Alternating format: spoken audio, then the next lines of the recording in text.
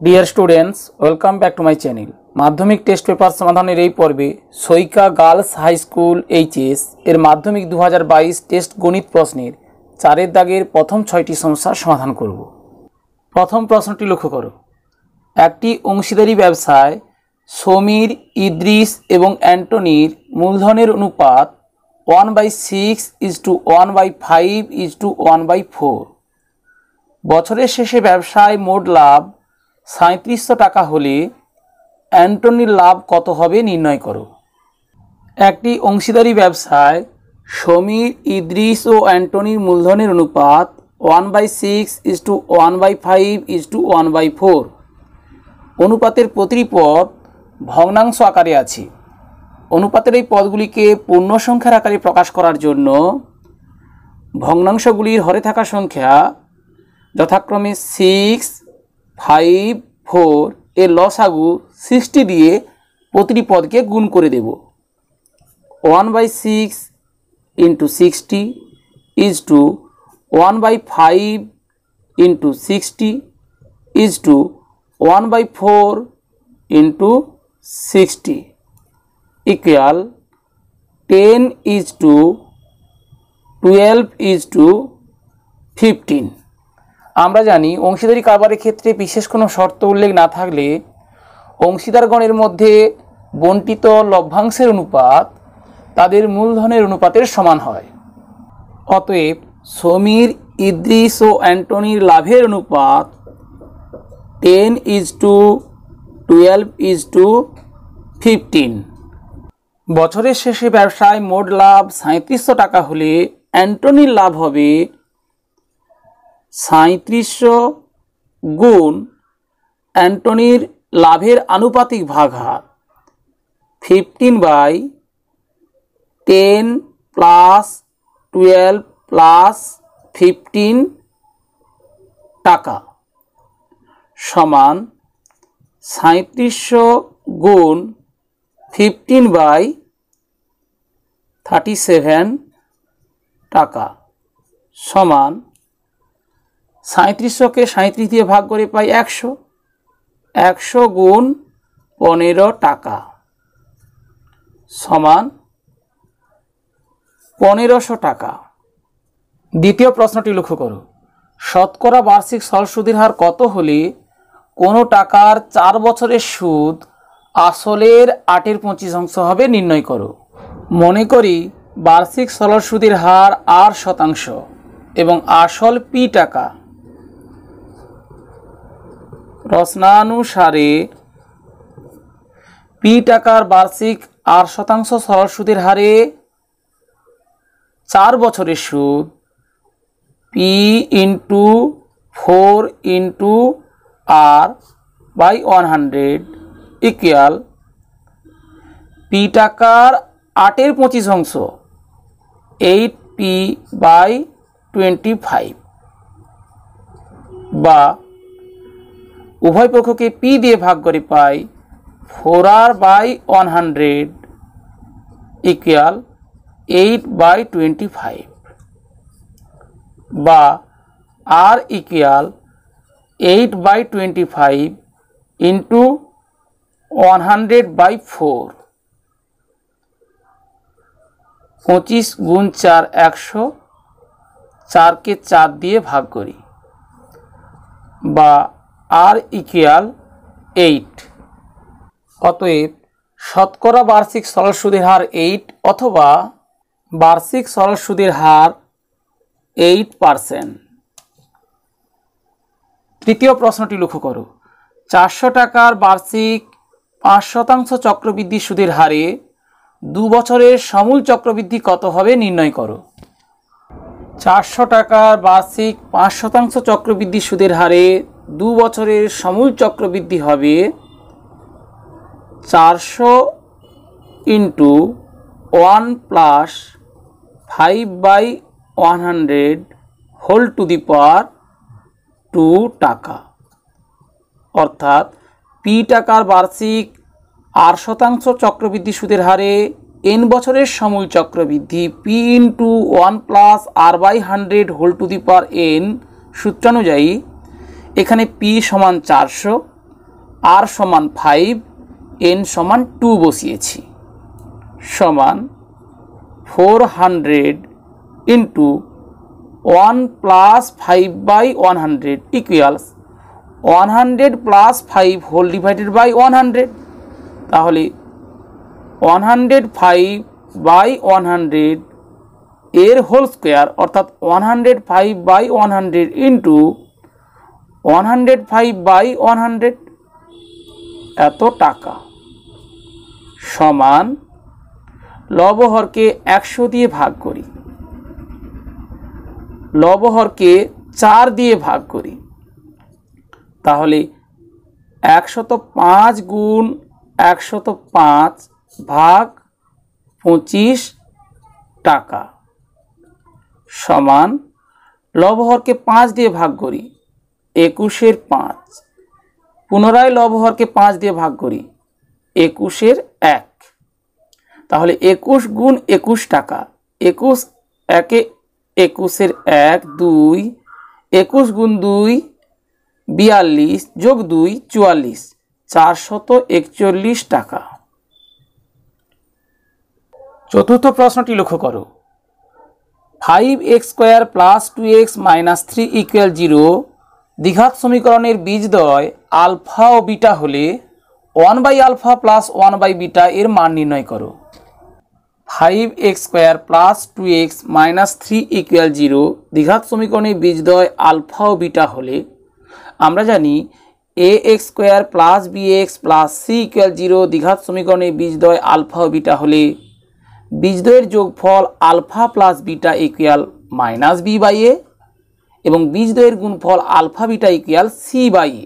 সেই সূত্র অনুযায়ী আলফা প্লাস বিটা ইকুয়াল তাহলে মাইনাস বি বাই এ অর্থাৎ মাইনাস এক্সের সহগ এখানে 2 বাই এ এক্স স্কোয়ারের সহগ 5 এবং বীজদ্বয়ের গুণফল alpha beta equal C by A, C ধ্রুবক পদ এখানে মাইনাস 3 বাই এ এক্স স্কোয়ারের সহগ এখানে 5। এখন 1 by alpha plus 1 by beta এর মান নির্ণয় করতে হবে। 1 by alpha plus 1 by beta equal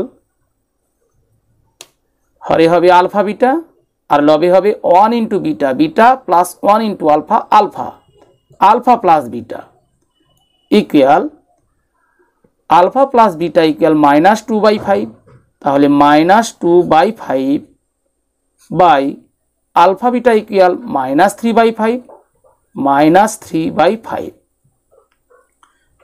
equal minus 2 by 5 into আমরা জানি ভগ্নাংশের ভাগের ক্ষেত্রে হরের এই ভগ্নাংশটির অনন্যক দিয়ে লবের এই ভগ্নাংশটিকে গুণ করতে হবে, 5 বাই মাইনাস 3, লব হরকে 5 দিয়ে ভাগ করি equal minus 2 by minus 3 equal 2 by 3। অতএব নির্ণেয় মান 2 বাই 3। পঞ্চম প্রশ্নটি লক্ষ্য করো, x অ্যাভারেজেজ 1 বাই ওয়াই এবং y অ্যাভারেজেজ 1 বাই জেড হলে x জেডের সঙ্গে সরলভেদে না ব্যস্তভেদে আছে তা নির্ণয় করো। প্রশ্নে দুটি ভেদ সম্পর্ক দেওয়া হয়েছে। প্রথমটি x অ্যাভারেজেজ 1 বাই ওয়াই এবং দ্বিতীয়টি y অ্যাভারেজেজ 1 বাই জেড।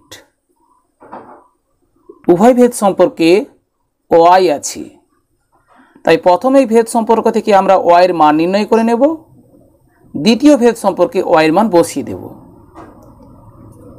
বা x ইকুয়াল এক্ষেত্রে ভেদ ধ্রুবক k1 ধরে নিই, k1 into 1 by Y, k1 by Y,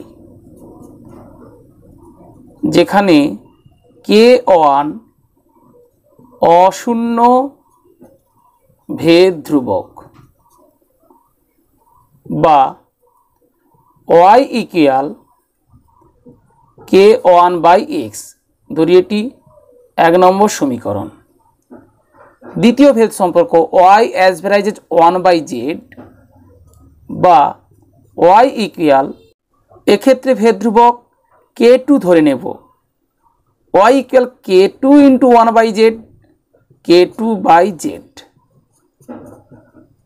যেখানে k2 অশূন্য ভেদ ধ্রুবক,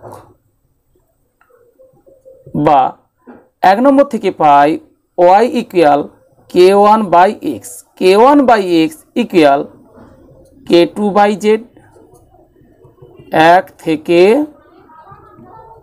পাই, বা বজ্রগুণ করে পাই x into k2 equal z into k1, বা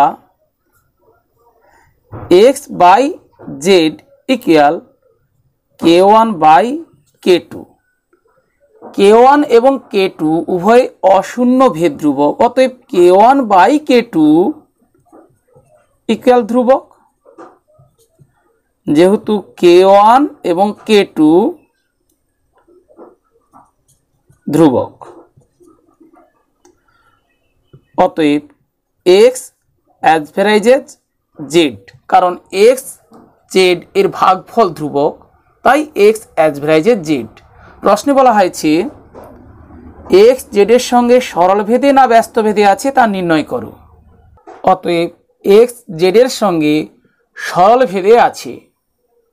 ষষ্ঠ প্রশ্নটি লক্ষ্য করো, a ও b বৃত্তের একটি ব্যাস, a ও b বৃত্তের একটি ব্যাস, c বৃত্তের উপর একটি বিন্দু, c বৃত্তের উপর একটি বিন্দু, কোণ OBC সমান 60 ডিগ্রি হলে, কোণ OBC সমান 60 ডিগ্রি হলে কোণ OCA এর মান নির্ণয় করো।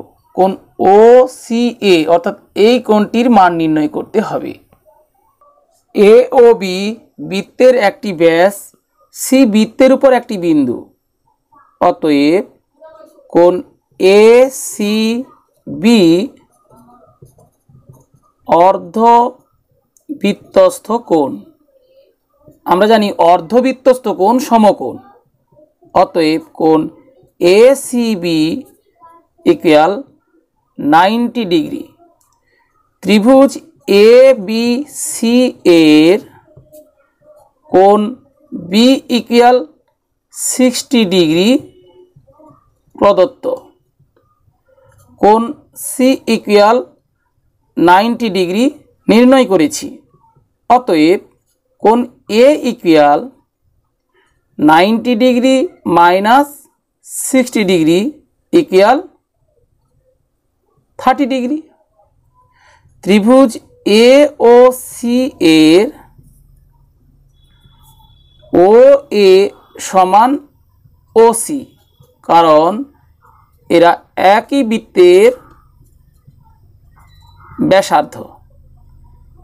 যেহেতু একই বৃত্তের ব্যাসার্ধ, সুতরাং OA সমান OC, অতএব কোণ OAC ইকুয়াল কোণ OCA। কোণ OAC অর্থাৎ ABC ত্রিভুজের এ কোণের মান 30 ডিগ্রি নির্ণয় করেছি, অতএব কোণ OCA ইকুয়াল 30 ডিগ্রি। এক্ষেত্রে আমরা একাধিক পদ্ধতিতে সমস্যাটি সমাধান করতে পারতাম। ত্রিভুজ BOC এর OB সমান OC, কারণ একই বৃত্তের ব্যাসার্ধ। কোণ B সমান 60 ডিগ্রি প্রদত্ত, অতএব কোণ C সমান 60 ডিগ্রি।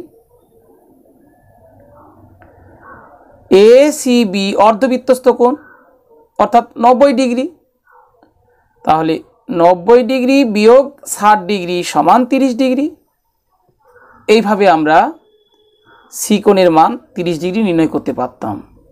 অর্থাৎ ত্রিভুজ OBC এর OB সমান OC, সেখান থেকে আমরা B কোণ সমান C কোণ 60 ডিগ্রি পেতাম, অথবা ত্রিভুজ AOC এর OA সমান OC, অর্থাৎ এ কোণ সমান এই C কোণ, সেখান থেকে আমরা C কোণের মান 30 ডিগ্রি পেতাম। আবার অকেন্দ্রীয় বৃত্তের AC বৃত্তচাপের দ্বারা গঠিত সম্মুখ কেন্দ্রস্থ কোণ কোণ AOC, বৃত্তস্থ কোণ কোণ ABC, বৃত্তস্থ কোণের মান 60 ডিগ্রি, অতএব কেন্দ্রস্থ কোণের মান 60 ডিগ্রি এর দ্বিগুণ 120 ডিগ্রি।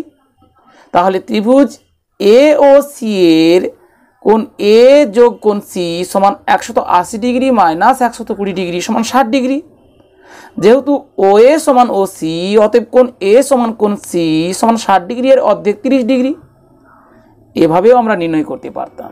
প্রিয় শিক্ষার্থীরা, আশা করি এই পর্বের প্রতিটি সমস্যার সমাধান কৌশল বুঝতে পেরেছো। বুঝতে কোনো সমস্যা হলে কমেন্টসে জানাও এবং পরবর্তী পর্বের নোটিফিকেশন পাওয়ার জন্য চ্যানেলে প্রথম হলে চ্যানেলটি সাবস্ক্রাইব করে পাশে থাকা বেল আইকনটি প্রেস করো।